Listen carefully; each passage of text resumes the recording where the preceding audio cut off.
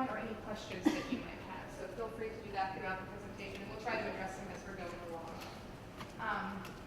My name is Erin Wilson, and I am an ITRT in Spotsylvania County. I'm at 2 elementary schools. Before becoming an ITRT, I taught 4th grade. And for those of you that don't know where Spotsylvania is, it's halfway between Richmond and DC. It is below Rappahannock, so we are not Northern Virginia. Just making that clear. But yeah. And I am Aaron Johnson, also an ITRT at elementary level. Before that, I was 3rd grade mostly. I did a little bit of 4th grade as well. All right. First things first, hopefully the internet will cooperate. But we do have a little Kahoot game to get to know everyone. So we really want to try to show y'all some of the things that we do use with our students. You're going to go to kahoot.it, and then there's, you're going to type in this. And if you can't get to it, let us know. We'll give it a minute, and then we'll just ask the questions and you can answer.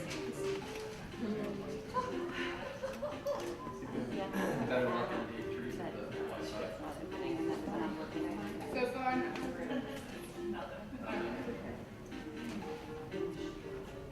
anybody get in? Obviously, oh, what's up? But we have one player, so we can go through the game and. There we go. They're coming in. All right. Together.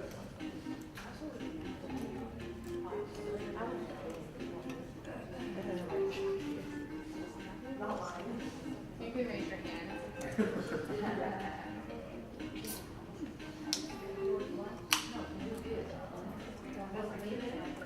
It's Kahoot. And we do use this with our students to kind of just gauge quick checks where they are. If they really like it, you can put images in, but don't think I have any images of the ones that we're doing. But you can add images. All right, anybody else getting in or making progress? Making progress. All right, we'll do a couple more minutes, and then if you're not in, you can just raise your hand.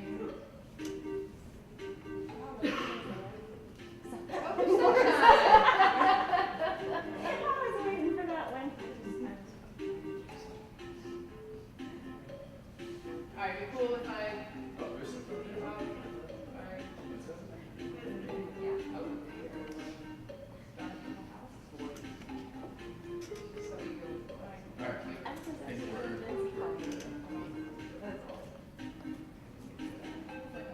Alright, we're going to go ahead and start it.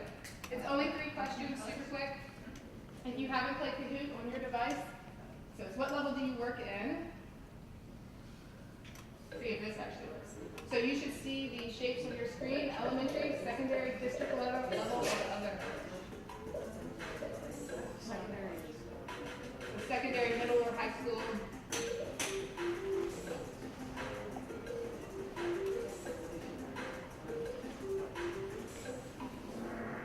Alrighty.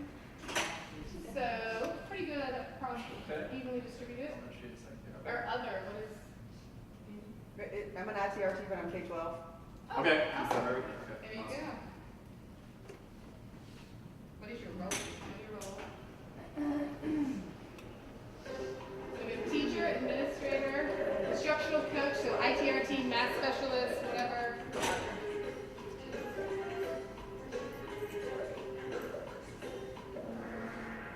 Alrighty. Mostly teachers or no administrators in here. Alright, so you can be honest. Okay.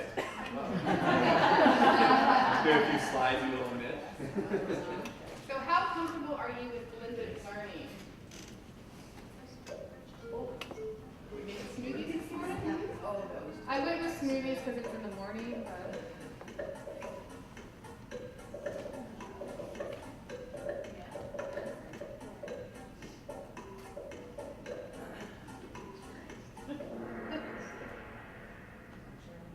Oh, awesome.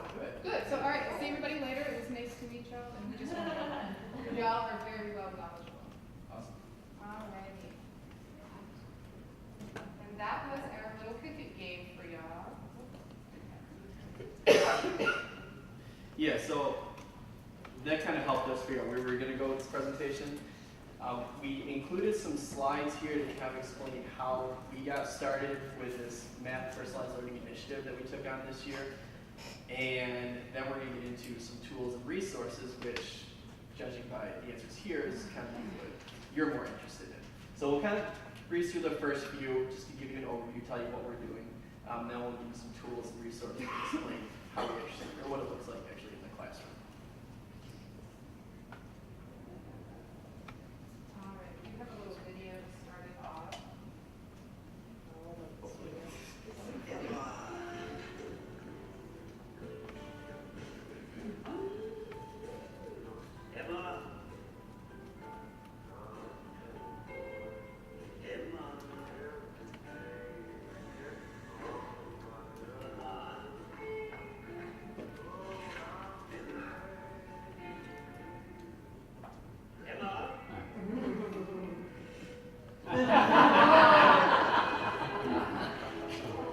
All right, so obviously we all agree that technology can play a very important role in what we're doing with our students and in our classrooms.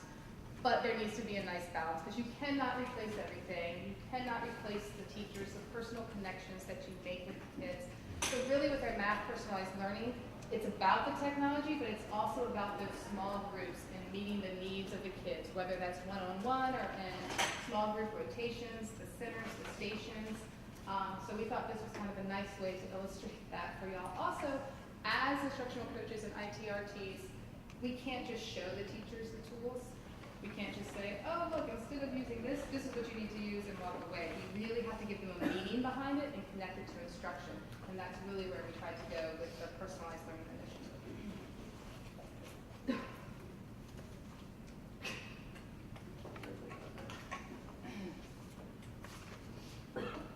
So when we start out, just to give you a little background before we get into this initiative started out last school year. We sent it out to admin, and they had to touch base with their teachers in their school. Every middle school math teacher was part of this initiative where they would receive 10 Chromebooks in their classroom. This is in addition to anything else they may have already had in the school. High school and elementary, they were more of they had to go through an approval process, which, to be honest with you, everyone got approved. But they had to meet with their admin and agree to certain goals that they would meet throughout the year, certain expectations that they had to follow through with. And these are kind of our short-term goals. We understood that everyone was starting off at different levels. Some people came into it very hesitant about technology. They wanted to learn more, they wanted to get into it, but they didn't really know where to start. We knew some people had already been doing this for a little while, so we just wanted to give them more resources. So we understood everyone's at different levels, so the goals that they set for the year look very different each year. The long-term goals, obviously the small group instruction was key, and this is where, as a whole division, we came together for this initiative, but then when we went to our training, we kind of split up. Because secondary looked very different than elementary when it came to small group instruction. We were already doing guided reading. Now, this is already something that's in place at elementary level, where high school was kind of hit or miss, depending on the teacher's classroom. So we started out at different levels. So the goal at the end for everyone was just to increase. Whether you're already doing that small group instruction, we wanted you to do more of it, maybe in different, more effective ways. Kind of data collection, and this is the stuff we put in for admin kids who wasn't admin. So just kind of breezing through this real quick. I'm going to spend a lot of time on this. But some of the expectations that we had was these training sessions. We didn't want to just give them the devices, say, here are some resources, have fun, go do it, you're on your own now. We wanted to really come together throughout the year. And we have ITRTs, some split schools, but we have at least an ITRT in every school. And as well as a math specialist, we kind of team together a lot on this. So even though it may not be time to meet, if they had questions, we would go to. But in these sessions, we have a lot of mini sessions. In fact, this is just one group of teachers. We had 3 other rooms full of teachers that were doing different things at each one. They had to sign up what they wanted to learn about. Different assessments that they could do with their students, or just how to create groups or playlists, which we'll get into in a little bit. They signed up for it, they went to it, we trained them, and and then we're there for support in the schools as well. And these are just the expectations. The teacher had to meet with all the students in the small groups, and surprisingly at the elementary level, even this, we had to talk about it a little bit more than we thought, because we had a lot of teachers who thought that because they're meeting with small groups, they're all these different groups, that means they could just do the same thing with every group, and that was met the requirement. But we really wanted them to do that whole differentiation piece where this group is going to look very different than this group. You're going to go over the same topic and all that, but your approach is going to look very different. And that's where we spent a lot of our time initially kind of walking through that. Right. To get a little bit into the why, as to why we were doing this, we really wanted to be personalized. We wanted to be about the students, what they needed to know. It was on-demand learning. They were going to use the technology. They could access this stuff from home. They could access it at school. It was personalized teaching. So in their small groups, either 2 or 3 students, one-on-one. You're going to see some pictures later from a first grade classroom. But it really gave the teacher that opportunity to work with those kids every day that really needed her attention. The engagement. Oh, the kids love when they are on these playlists and they're working through the Google Slides, the videos. Like I said, we're getting into some of the resources, but they love to see their teacher making the video. So like when they click on the video, it's actually their teacher, and they're like, oh my gosh, my teacher's on my computer talking to me. They really get into that. And obviously our 21st century skills and things like that. Why do you really think it works? If you're familiar with John Hattie and his high impact strategies, on the Padlet there is a link out to some information about him. But it really keeps the student more engaged. There's cooperative learning, there's time for discussion, there's problem solving skills, whether we're doing like a digital breakout with the kids or they're just working through some word problems. The multiple exposures and responses is one of the things that I have found to be most beneficial, and it is one of Hattie's high impact strategies. They are being able to talk, communicate with each other. They're working with their teacher. They're responding on the computer. So they are getting, within this hour and a half time for math, they are getting multiple times to respond, to talk, and be exposed to the content. The feedback is great with their exit tickets. Kids right then and there know what they need to go work on, and the teacher also knows. It's spaced practice out over time. A lot of their playlists spiral back so that they are able to go back and review. And then graphic organizers, assessing, and then adjusting. So one of the things that we learned from some other pilots that we had rolled out previously in the division was that there had to be this balance. We had to tie the technology to instruction, and we all had to work together. Now when we talk about instruction, it's teachers, it's admin, it's ITRTs, math specialists, teaching and learning coaches, everyone. There had to be a meaning for these Chromebooks. It wasn't just, here's 10 Chromebooks plus whatever you have. So we do have some classrooms that have a one-to-one in their classroom because their school, they already had 3 iPads in their classroom and 6 HP laptops, and now they got 10 Chromebooks. So we wanted them to really be connected to instruction. And that's where the math part came in, because we felt like sometimes the technology piece, the teachers were having a hard time connecting that in that content area. That's all right. So what does it look like? This is a first grade classroom, and we really wanted to show you a primary classroom to see that it can be done. So, and I'm not biased to any of the young ladies in the picture, but I personally think she's very cute. So you walk in the classroom and every kid is doing something. They are totally engaged. We have the teacher assessing with manipulatives. This young man is working through a Google playlist on base 10 blocks. They got some hands-on sorting activities, and I think they were actually on Dreambox or Reflex, working on their fact fluency, or Dreambox is the adaptive program. But one thing that's neat is every kid, even those kids that sometimes get a little rowdy, when they are working in these stations and with the technology, they are 100% engaged. This was a first grade classroom, and there were kids everywhere just doing their own thing. Some are working together on a game or a sorting activity. Some are just working by themselves, and it's kind of cool to see because they're all doing the same content. So she's working with base 10 blocks. They had their base 10 blocks playlist, and then the guys on the floor were doing like a sorting activity with it. So that was really cool to see. This is where we are getting to with secondary. This is kind of the station teaching. That's what they really want our secondary teachers to get to, is that station teaching and the rotations. And I mean, these are 6-year-olds, and they were completely capable of handling that. Obviously, the station's going to look different with secondary kids, but the teachers that have started it are seeing that their kids are more engaged. They're seeing the games. The so-called troublemakers aren't really making trouble anymore because they're thoroughly engaged.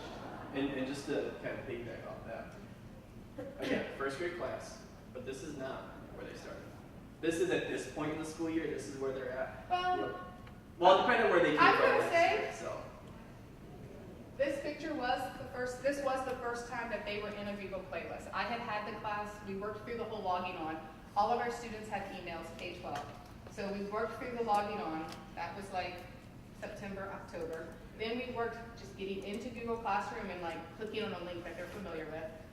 And then this actually was the first time that they were in a playlist. Now, you know, the teacher's working with kids, so I am in there supporting them, but really they were like, I mean, it was maybe the 3rd or 4th time they had been to Classroom, and they were like, where are we going? I was like, Google Classroom. Oh, that's that chalkboard thing that we don't know anything about, right? The little icon, because I told them it looks like a chalkboard, and they're like, what's a chalkboard?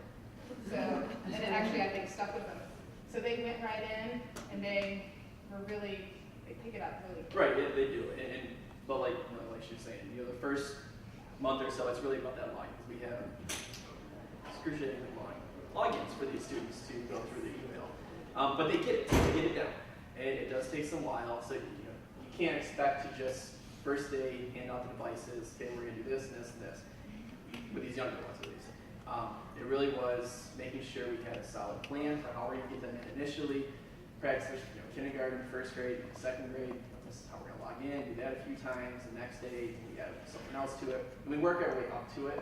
It's not just, here's your whole platform, we're gonna start working on the first day. Right, and with my kindergarten kids, and I'm not sure where you are, we are still working just logging in. I'm at over 50% of my population is free and reduced lunch, a very high ESOL population at actually this school. And so the kindergarten kids, I mean, they're coming, they don't know their letters. So the fact that it's hard, and the Chromebooks, like it's all lowercase, and so they learn their uppercase first, so it's kind of that transfer. So we are still working, logging in. When I get back to the school on Thursday, I'm getting my first class to go into Google Classroom. Just get them in. We don't send the invites out. We do have to just type the code for Google Classroom because otherwise then we have to get them an email and all of that fun stuff. They do have access to their email, but it's so restricted that we just don't even bother with it. But I mean, it is a process. My goal with my kindergarten kiddos is January, we will do a playlist. But the playlist requires so much more because the teacher's got to record herself because they can't read, and it's just so much more that's involved in it. So I'm not sure, do you have any kindergarten?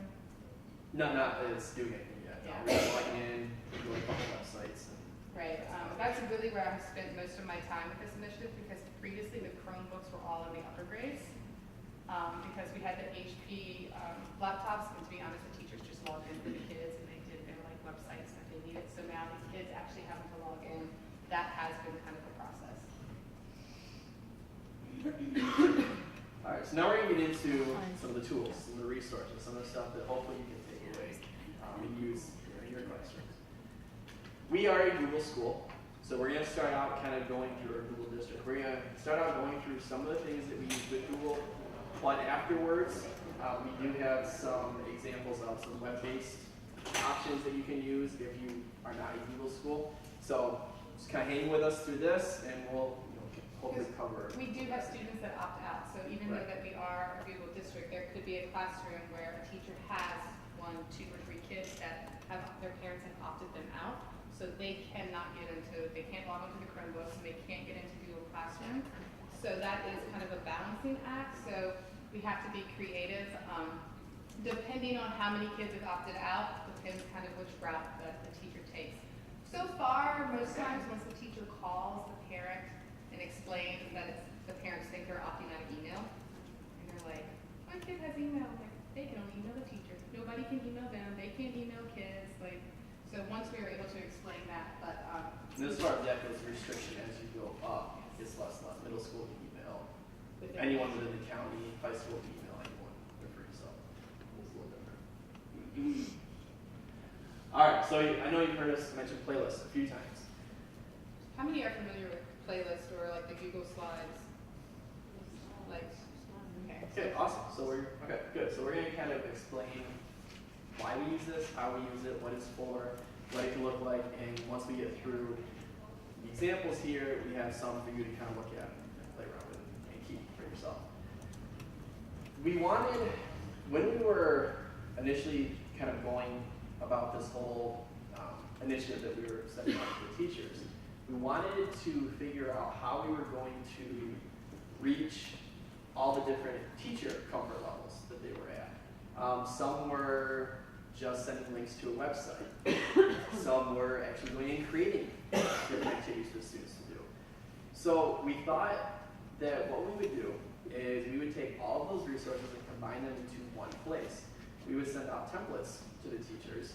They can use the templates that they want. You know, it's just like walking around to, you know, if you're in an entire grade level and you go teacher to teacher, they're going to be teaching the same topic, the same subject, but it can look very different from classroom to classroom. And that's kind of how this is set up too. We do not require them to use this. This is just a tool that we gave them. We wanted to put something in their hands so that they can at least start out. So we use Google Slides. And within Google Slides, we place videos, instructional videos, either teacher-made. We're pushing for more teacher-made because there's just something more about, you know, students seeing it coming from their teacher for the mini lessons. But we tell them, starting out, if you're comfortable just grabbing video off the internet, that's fine. Go to YouTube, point in, that's fine. Eventually, we want to get to the point where they're creating their own videos. We have TEI examples in here that we'll go through, assessments, websites, links to games, and other resources and websites. And we put it together for like a one-stop shop for students where they go, and this can last an entire unit. This is something that they can go through stations each day for the entire unit and pick up where they left off and complete it. They work their own pace. It's very self-guided. There are some things that teachers, you know, may say, I really want you working on this slide. So we have stop signs. So if a student sees a stop sign, that's a slide they have to complete.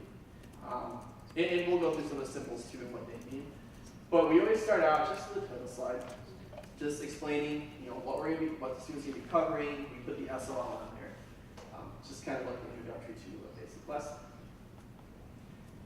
After that, we have just some examples of symbols, directions that we use.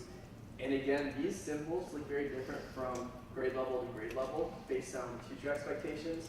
And we can't stress enough, we always tell teachers, make this your own. Do what works best for you, what works best for your students. Do not feel like you have to use this model.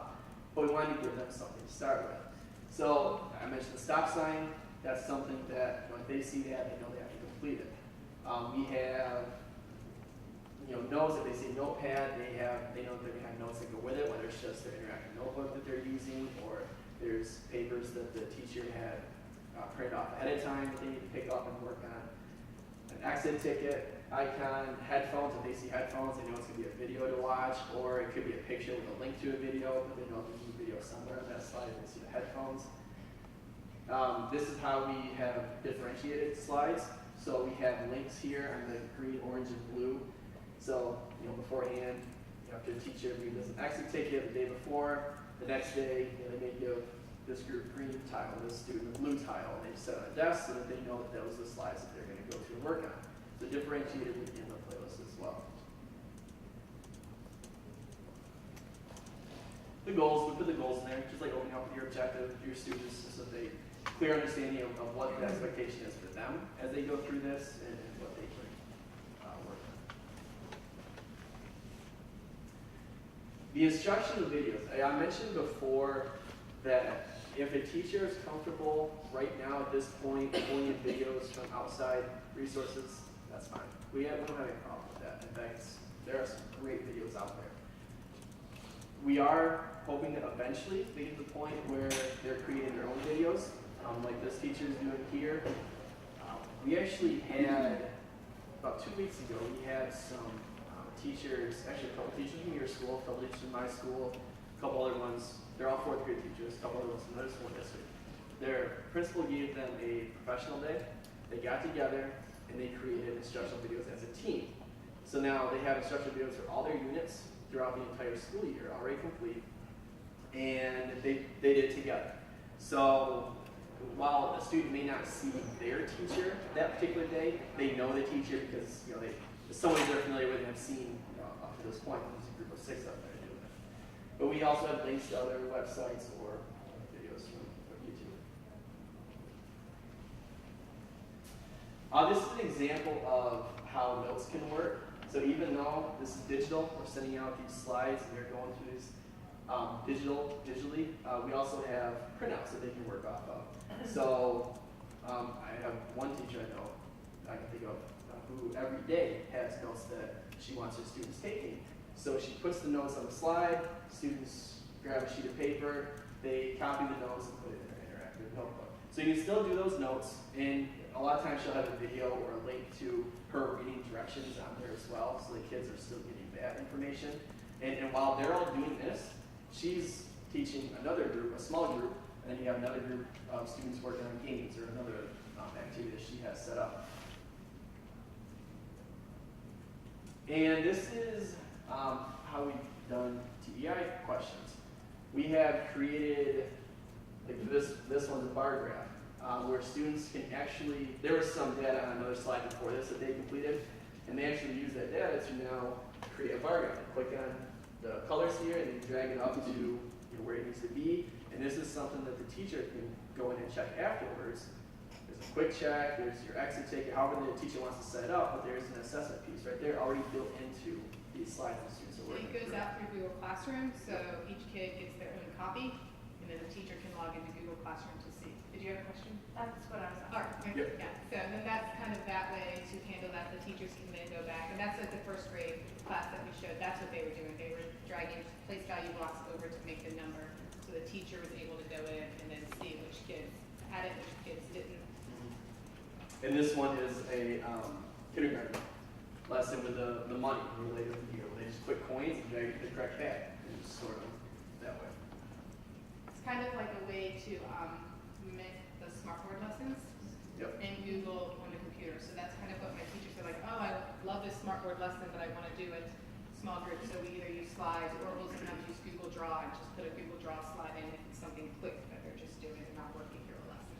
And one thing I do want to touch on that we bring too is there isn't a way that we found that you can lock the images down in the slides in Google Slides. So when you have kindergartners or 1st graders, they're going through something like this, they're trying to drag coins, and they grab the bag and slide it over the other side. It was a mess. So what we found you could do. I was gonna say, what if you like screenshot the image of the bag and insert that as a background? That's what we did. That's us. Yeah. So what we did was we either open up slides or drawing, didn't matter, and we would recreate this slide. And then there's actually a snipping tool, and a lot of the laptops you can use, like virtual scissors, where you can cut it out and put it in there. You can save it as an image and pull it in. So this whole thing is one image here, background. They can't. I mean, if they move it, they're moving the entire slide. They can They still can't like move mess piece by with piece. coins, and you'll see the sizing Yeah, so the gets off coins are still sometimes, or they're but- turned around. But It's just something to kind of keep in mind. We learned the hard way now. yes, actually, I made it, and he did it in the 1st grade class, and he went the hard way. Yes. So exit tickets. So we have a few different ways that we have done this as well. Our division is at the Power School, usually IA. That's one thing that we include links to it, and they can go to the link, take the assessment, and come back. We use Google Forms, which that's great. You can differentiate within forms too. You can split. It's almost like a choose your own. We went to a session yesterday where we saw they created the choose your own adventure books using Google Forms.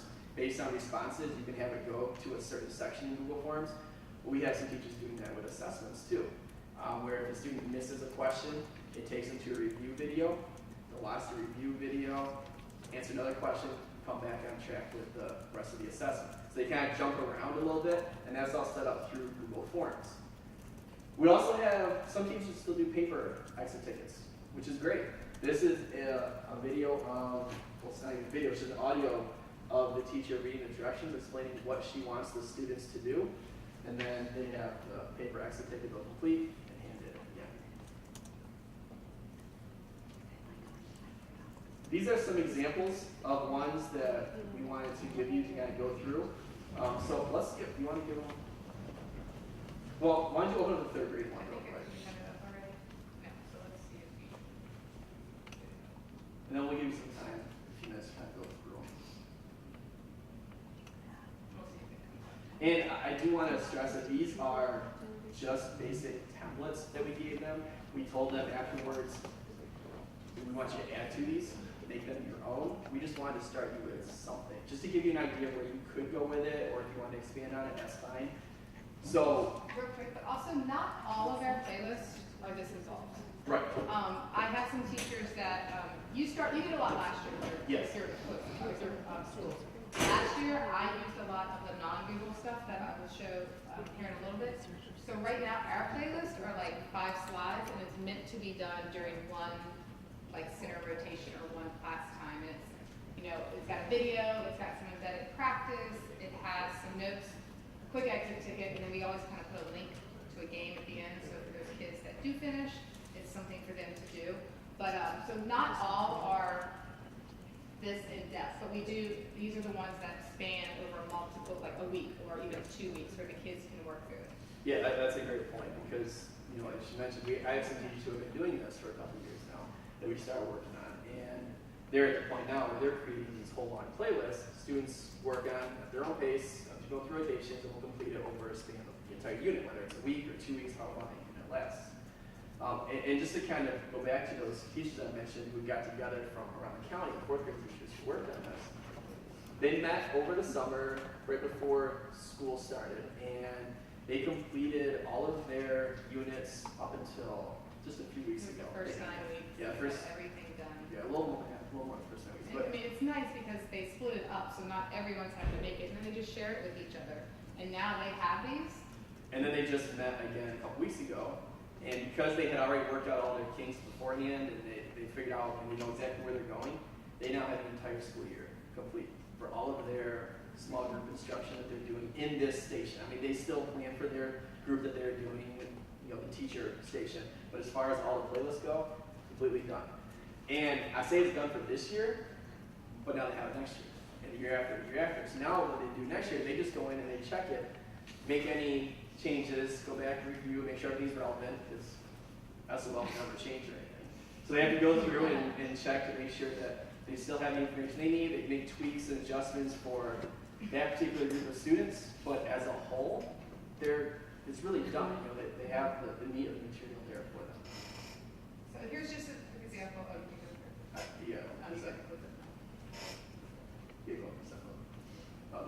Okay.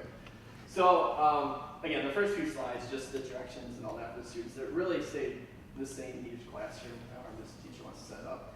This is an example of links to other websites they can watch videos, and we have a little quick check down here at the bottom. Here's an example of a sort.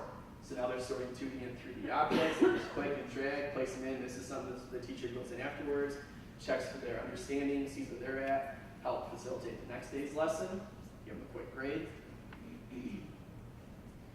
A link to a game, something just, and you notice there's, kind of jump back here, stop sign. This is something students have to do. The game, if they have time, they want to do it, that's up to them. So they still have control of their learning and what they're doing in certain areas of the slide. There are other requirements, but in some areas they still have the option of doing it or not. Right, and my teachers, when they get to the game at the end, if they don't want to play that game, they do have a band where they can go log on Dreambox or Reflex or another instructional program that's going along with the math. But the kids know they can't go out on like ABC school math games or something like Right. that. A question about that one? Yep. Like slide 6, you said it was an assessment piece of that? Yes. And so the teacher, we don't have to do a classroom, but she would log in, she's already has her students associated with her. So in this case, she would need to go to slide 6, Correct. get her students and see how they perform there. Correct. Yes. Yeah. Yep.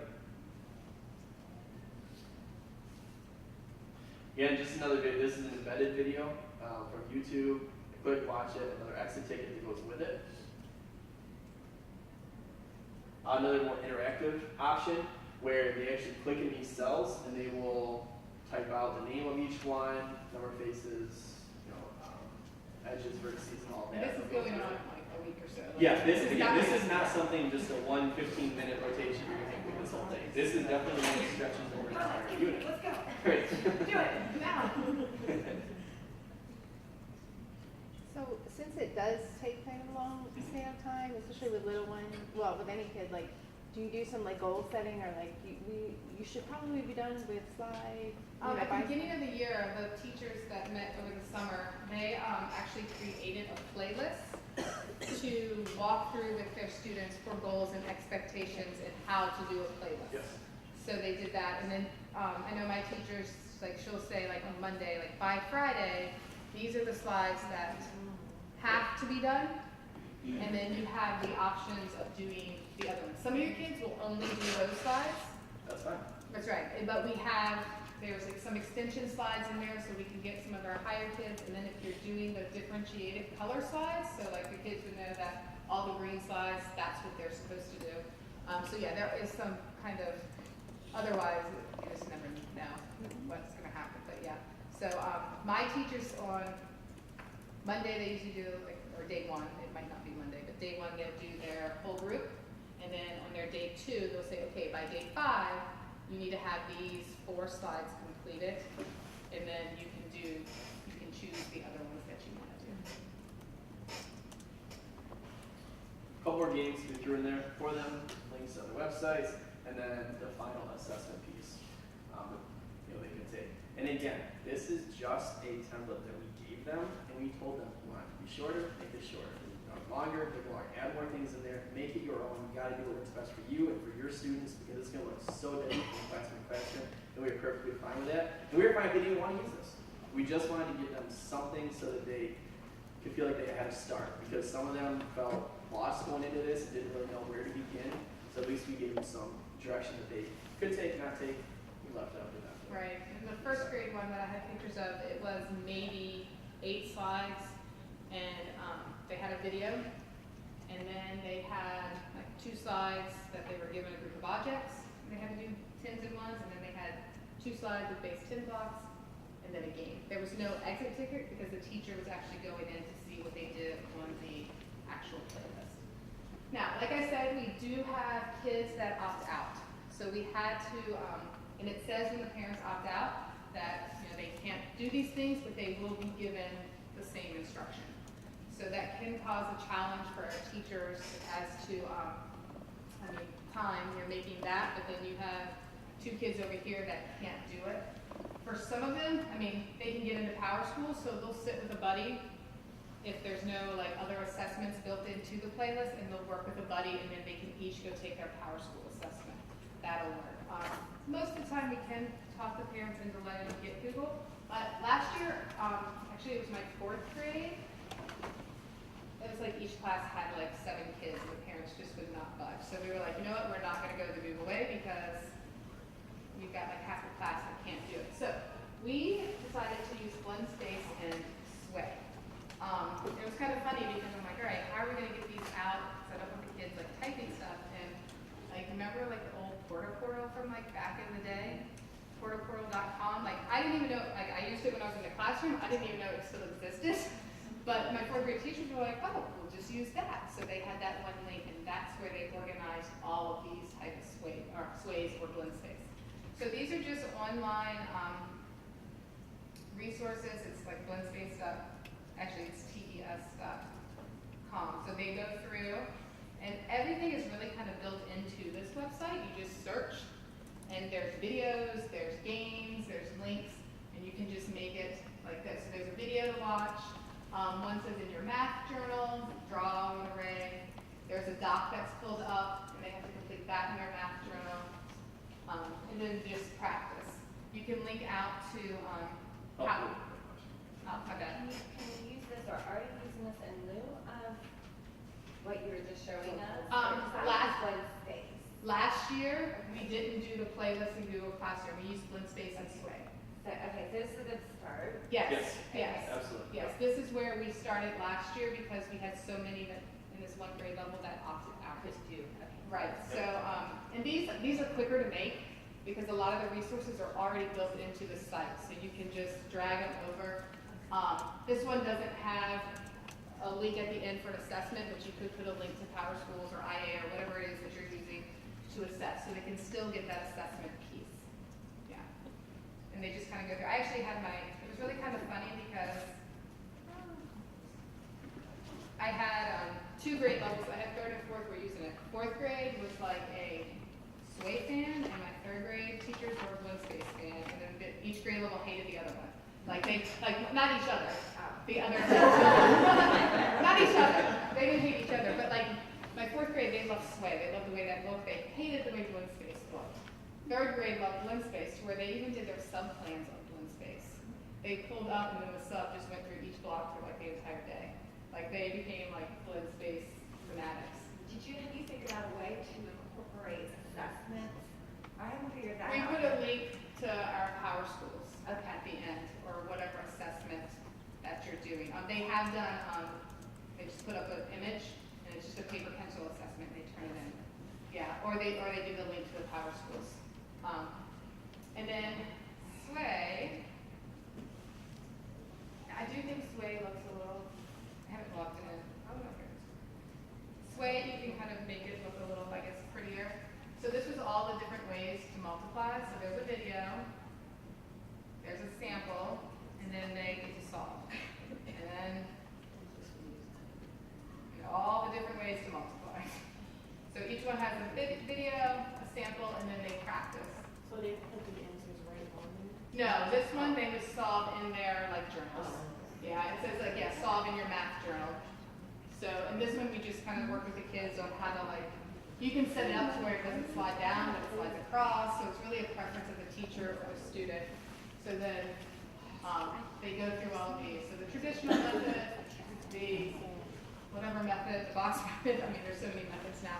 This is also nice because you can send your parents this link when you're doing something, and they can see how, because you know you get this, you're like, this is the way I did it.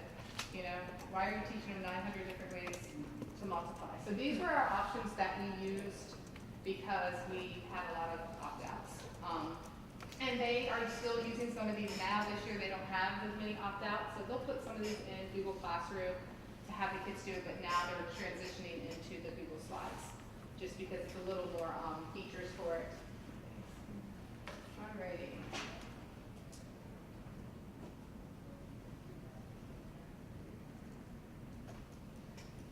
Alright, these are just some of the more popular resources throughout the district that we found teachers really gravitate towards and really love.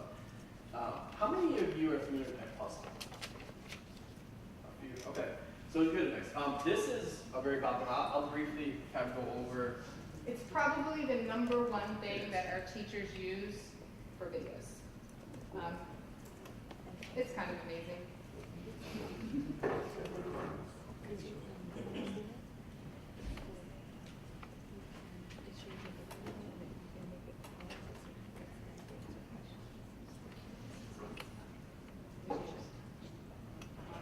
Alright, so Puzzle. One benefit right off the bat here is that it links up with Google Classroom, so if you use Google Classroom. But you don't have to use. You don't have to use Google Classroom, it's just a benefit for it. You can search for instructional videos that other teachers have used and put together for a resource. If you look over here on the side, you can pull videos from all these different websites. And once you find a video that you like, let's say we're going to use this one, you then have the ability to crop the video. You can take off the beginning. If you just had a section in the middle you really want to show students, you can crop it. This option right here is an audio track. So if you wanted... Oh, I'm so glad you're here. Okay.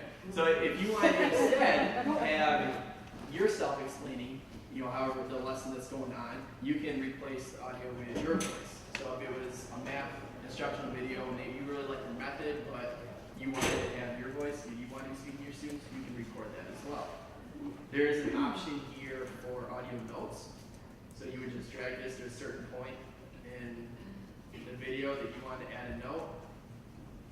You would click, go through all that, and you can it's recording right now. It's recording me speaking. So when it gets to this point in the video, it will stop, and the students will hear your voice giving them instructions or talking about something that they just watched.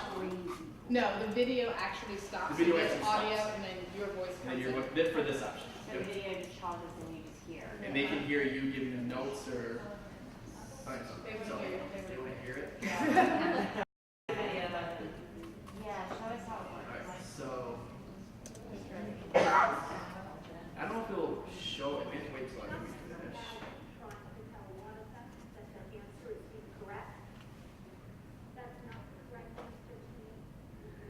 You might have to like actually go out and save it and finish.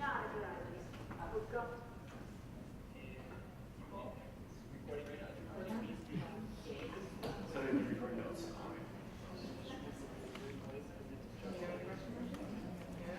Alright, now We're the using other their infancy strategies right now to Yes. infer what the question mark does. question mark. This is one that the teachers love. You can add questions. Whoever the teacher, this one's a little question happy at the bottom. You can see these are all the questions that they already have that they included. Yeah, there's like when you're searching, you'll see like like you said, is it green? Yeah. It's a green icon with the question mark. That lets you know that there are questions already in there. You can get rid of those questions. You can edit them. You can add more. For Or you, example, yeah. I click on one. So when it got to this point in the video would stop. And this question would pop up to the students, and they cannot go on to watch the rest of the video until they answer this question. They can go back and review what they just watched, but they can't go any further. So they actually have to answer that question before going on. Aren't you glad you got up early? So they would do that, and again, if I wanted to keep this, I would keep it as is. If I wanted to get rid of it, because I'm now making this my own video, I can delete this question. I can create my own question. You can do fill in the blank and multiple choice, true, false. There are questions. tons of videos like already in here, but you can put your own. You can upload your own videos of you teaching too. Yeah, that's the other benefit. If you record yourself, you can actually upload your video on here and add questions to your video for the students to answer. So when you're finished, you have the option again to assign it to Google Classroom. If you're linked up to Google Classroom, you can assign it from here. If you're not, you can just assign it later. Right, and then up top there was a share with anyone. That one will give you a link. So if you're not in Google Classroom, you can just do that link and Yes. use the link. Now it won't save the questions and record them for you. It will still ask the students questions, it'll stop. But if You can't go back and look at the data that way. yeah. So you actually have to sign into that puzzle, but you can share the link so they can watch the video if you want to watch the video. If you want to put in Google, you go to a signed up class.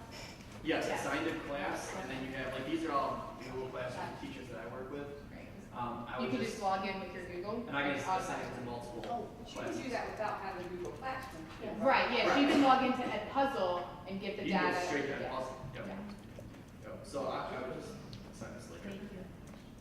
But yeah, this is probably the major thing that our teachers use for videos. They'll do it in a playlist. They'll do a whole group too. Just watch a video, stop, discuss, that type of thing. But wait, there's more. Yes. Yes. Does that go through secondary as well, or is that? Oh, this Yeah. is Yeah. in fact, there are a lot of math instructional videos at the secondary level. They're already on here. The teachers have made it themselves. so- Professional learning, there's Definitely. TED Talks in here Oh, that yeah. have stuff, Yeah, you questions. can do all that stuff. Yeah. Does each student have to have their own login? If you share it to anyone and they just watch the video, no, they don't. You can just send them the link or copy the link down, and they would just go to the link and they would just watch the video. But That you wouldn't way, it give will any not data. record. It won't record their answers on the questions though. So yes, they would have to have an account. We use Outlook 365, so. Okay. So Okay. we Yeah, have to and sign you it. can create an account for them. It's free. It's free account. You can do it anonymously. They don't have to have the real names in there. You can just create an account.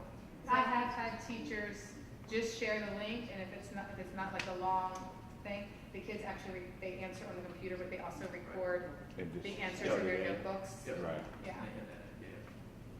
If you put the link in Google Classroom for them to Yes. access it through there, then when it goes to Edpuzzle, can they log in from Yeah. that link? Yes. Or is it just? Yeah, it depends on how you share it. If you share it to assign to a class, that's what it will do. It'll have them sign in when they get there.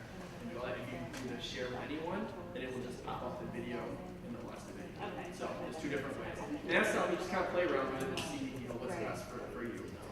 But the other great thing is, this is one that we kind of did a practice last year with class. And if you click on progress with the video that you assigned, you can see which students have answered it. Now you see here they have 25 out of 100. It will grade it for you, but it won't grade fill in blank. It will only grade multiple choice questions. There were a couple fill in blank in here, so you can't really take that score unless they were all multiple choice questions, then you know if they got it right or not. But if you click on a student, this progress bar right here will show you how many times they watched each section before answering that question. So you know if your student is going back and reviewing a section before they answer, or if they're just rushing through. So you can really track their progress that they're making.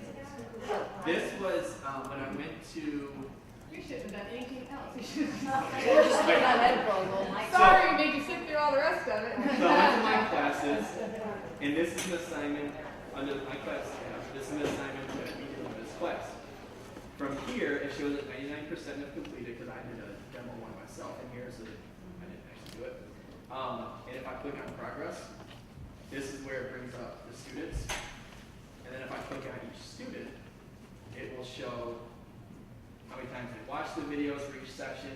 It will give me their answers. So this is where I would check on their short answer questions. If I still want to have short answer, I can see what their response was. Okay, let's scroll through, see how they did. Can I enter a grading? If I wanted to go in and grade question one, can I go in there and manually load? There is a way to do that, yes. Yeah, right there. Please type it in. Okay. Yep. You can also, you don't just have to press, if you look by question, you can see which, and again, these are the fill in the blank ones. You see the low ones here. But like this multiple choice one right here, 18 out of 23 got it correct. So they have a pretty good understanding of it. This one, only 6 got it correct. So you know that is something that needs to be reviewed right there by the whole class. So you have a couple different options to going through that. Edpuzzle they came out recently with a Chrome extension that you can add. So now if you go to YouTube and you have the extension enabled, any YouTube video you watch will now have a little icon on there saying edit with Edpuzzle or add Edpuzzle, something like that. So any YouTube video, you can now click that little icon and it will pull it right into Edpuzzle and you can use that. So you don't just have to search on here because it doesn't have every single YouTube video there is. So if you have another one that you found that you like, add that extension.